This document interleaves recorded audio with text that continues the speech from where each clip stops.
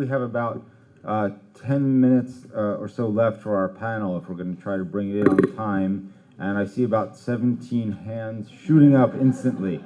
So why don't we take maybe, why don't we take maybe 2 or 3 questions and then give the chance to answer, and then we'll go back out for a couple of questions. So I see one hand waving here. Let's take your question. Let's do 1, and then the woman here 2, and then 3. Let's do that, yeah?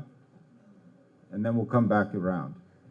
And please identify yourself and let us know who your question is for, and keep the questions brief. They end with a question mark. Thank you. Yeah, actually, thank you for giving me opportunity. This is Tenzin Pinto representing the Tibetan delegation. Actually, I have 5-6 questions burning inside me. 1, please. 1 to 4 questions. Choose the most important one. Yeah. I already burned the remaining one. Some of you said that. No, it's okay. Some of you said that you have a very lesser representation of women in the parliament or the legislature. I was guessing how many populations of women that you have in your respective countries, because almost it will be same, even though females may be lesser, because that percentage or the number of population may vote for the women. So that's how come it is getting a little bit of contradictory. And one last question. You can answer any one of them. I don't want anyone to answer both questions, but you can answer the one. And the second question that I have is, I have that experience in Tamil Nadu when I studied in Chennai College, that the more people get richer when they move from the lower class to the middle class, the lesser they take part in the political process. So I'm just trying to tell you that the more you get economic opportunities to become richer or whatever economic opportunity that you get, and don't you feel sometimes the more you feel like you don't want to partake in the political process? That's what I've seen in Tamil Nadu, for example, but you may have a different view. And one humble suggestion I have for the next moderator, whoever it will be, if you put lesser questions, we may get more time to ask questions. And yeah, that's what I'm thinking. No, I'm saying that you can ask questions, but if you put lesser questions and give it more to the audience, because there are more minds here, I guess. And Selima, thank you for inspiring me to join my wife. Thank you. Let's give them a chance to respond, please. All right, so let's go to the woman here. There was the woman here with the next question. Each one we have to answer. No. One person will answer one. Thank you.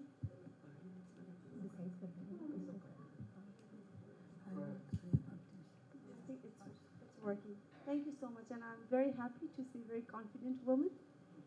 My question is actually, how can we deal the question of economic empowerment of those who are unseeable, unapproachable people who are considered as a Dalit people, and their skills and potentialities actually they are very limited within the caste, just because they are born to Dalit community. So how can we come out with this caste trap? This is my questions to all the panelists. Thank you. Thank you. Let's take one more. Let's take one more from the gentleman here, and then we'll give folks a chance to answer, and then we'll do a second round of questions. I have an observation, I'm sure. A question, please. No, it's an observation. A question, please. I'm sorry, it has to be corrected. There was a presentation made, I hope it was a slip.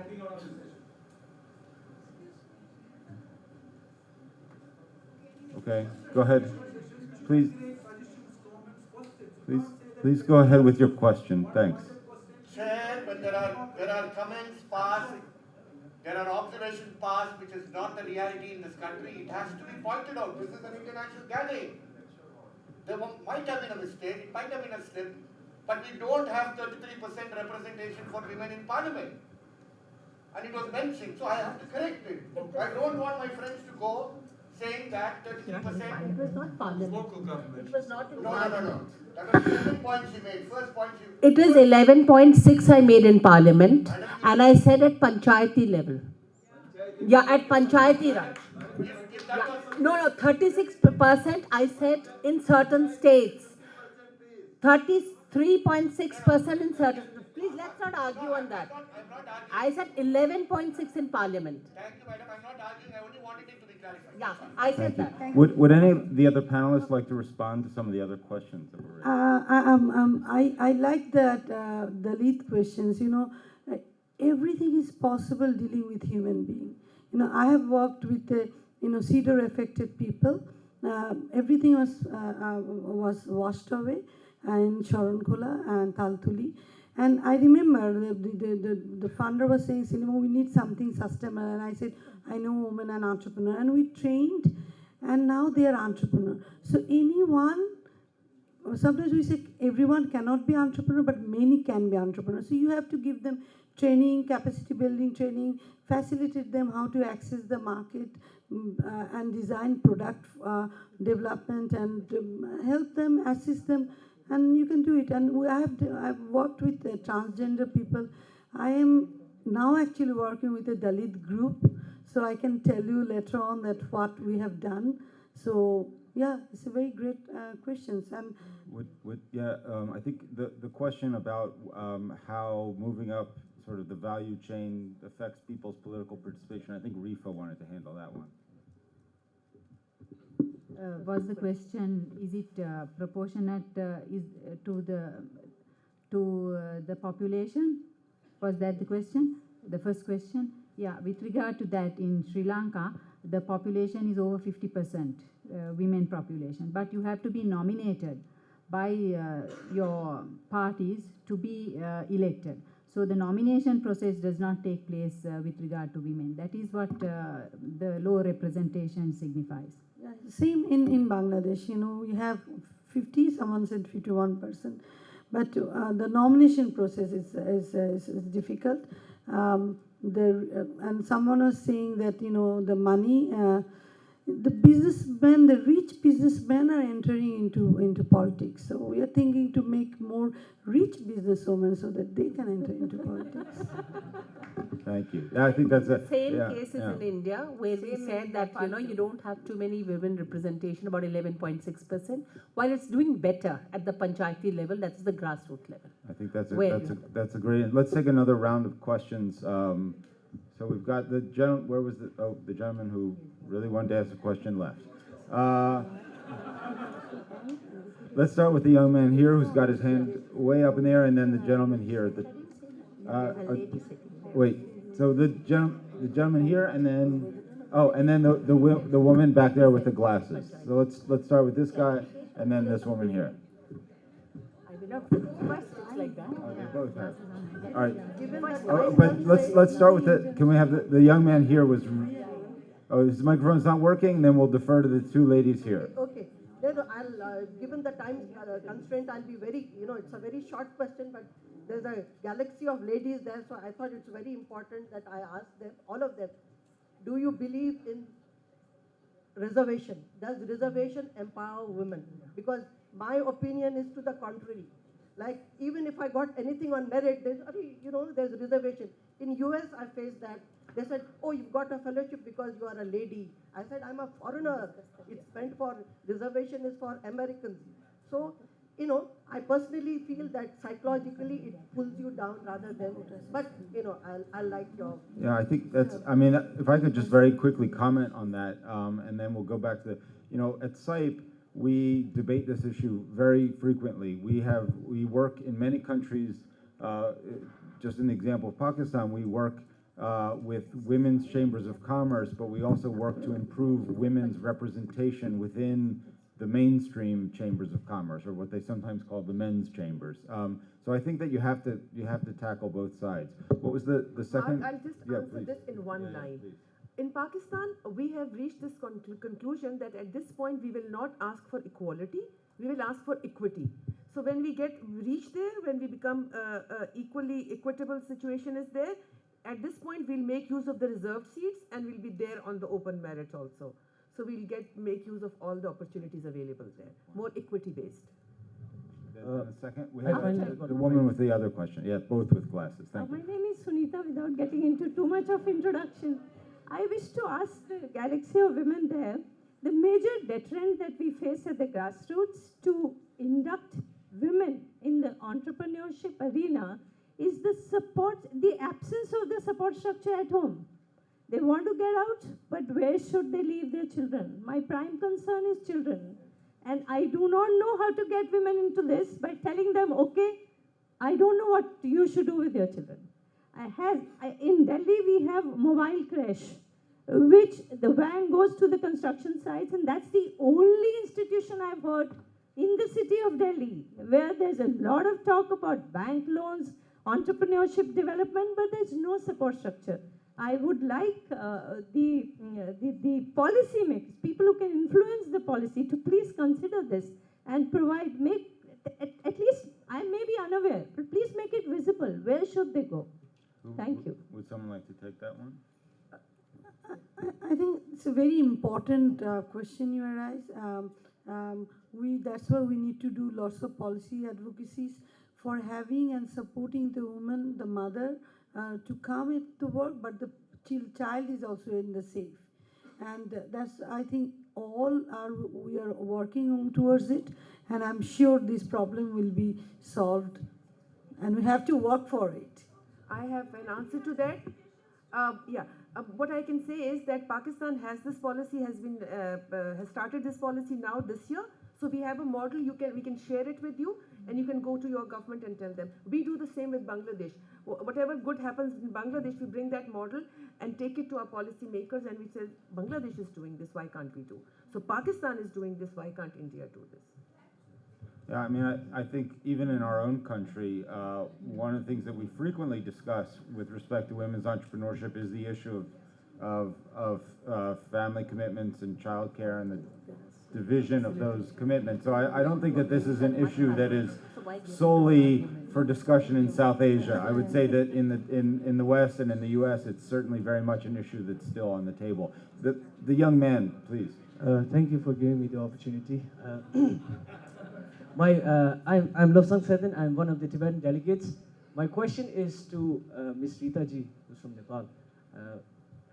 Being someone who's born and brought up in Nepal, the Tibetan community in Nepal is very much restricted, and it's sort of like a marginalized Tibetan community, where government has imposed so much restriction, where the sources are limited, not just in the field of politics, but also in economics. But my question is, so women being marginalized in all the community, how do, say, Tibetan women who are marginalized within an already existing marginalized society, how do they go about acquiring success in the field of, politics or economic, where there is very limited source? So, even though the question is to you, but then, I would love to hear all your thoughts. Yeah, that's a very interesting question. First of all, let me just explain that sometimes it's not about just being poor, marginalized, or not having the opportunity. What we should see is, I have seen women who have come from very humble background and made it to the top. Let me tell you, there have been women who have just gone to school for 3 days and now have been awarded several awards for and they're very big business women. And similarly, when you talk about the Tibetan women who are in, especially in Kathmandu, let's say, most of them are doing very well business, but many of them are still in the informal sector. They don't want to be registered because there's too many tax hassles and there are too many other formalities they have to fulfill. And we have a member, in fact, one of our past presidents, who is also from a very Tibetan background. She even became a minister. She was an entrepreneur and became a minister. She has a trekking and a trekking agency that she's running very successfully. So it's not always about not having the opportunity. Yes, it's very difficult because like some of the questions had already come, like why don't women come, they can't leave their children, all these things. It's not that. They have to also come out and everybody gets similar opportunities. I hope I have answered your question. I just quickly want to say that platform is always very important because a single person can't do many things. I'm now working and talking with my UNHCR colleagues to start entrepreneurship with the refugee group. Soon I'm going to do that also. So entrepreneurship is one of the way to address the marginalized group to come out of their position, you know. We have, I think, time for, I got a little, yeah? Do we have time for 2 more questions? Mona's giving me a... If we want, we can take them, but we'll come back at 11:45 so as to respect the next group's timing. So can we take maybe 1 more question? Because this gentleman here has had his hand up for a very long time. I would like to seek enlightenment from the panel on the impact of 2 factors which have made quite an impact in East Asia. The first factor is student loans for university students. Since the introduction of the loan scheme in East Asia, in the past 2 decades or so, we have more young women in universities than young men, actually. And in fact, you have more young women in business administration faculties. So this is going to make an impact. I just want to know the situation in East Asia, in South Asia. The second factor is business entertainment culture. In East Asia, most top university graduates avoid joining the business. They tend to join the civil service because they feel that they may be handicapped in the corporate entertainment culture. So in places like Hong Kong, Taiwan, and in Singapore, you now have women in the top civil service, but much less women serving as CEOs. And I just wonder, how do you handle this issue of business entertainment culture in South Asia? Thank you.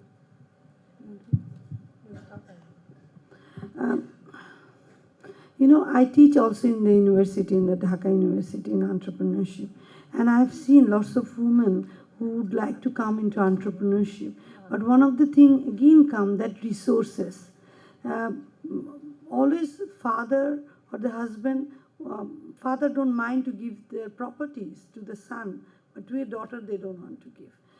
Even the husband, when the family has money, husband gets the more share of that money. So that's why, again, we are working with the startup group and trying to talk with the government and the bank to give them access to finance, because that's very important for the new startup. And things have lots of problems, especially for the women, for the new entrepreneurship creation. More women seeing into the corporate culture also is, as a CEO, is difficult. And also the mindset that whether a woman will be able to do it. But we have seen whoever has been into that post as a woman has done great work. So we also need to change our mind, support the woman, because sometimes when women are going into that ladder, there's so many people are pulling her to get down. It's men, women, family, society, state. So everyone needs to support that particular young girl or woman, and having a gender-friendly environment is very important too. I think that's an amazing point to end on, because there are many, obviously, questions and discussions that could go on around these issues for a very long time. But I would like to thank my panelists, thank all of you for a very stimulating discussion. Thank you very much.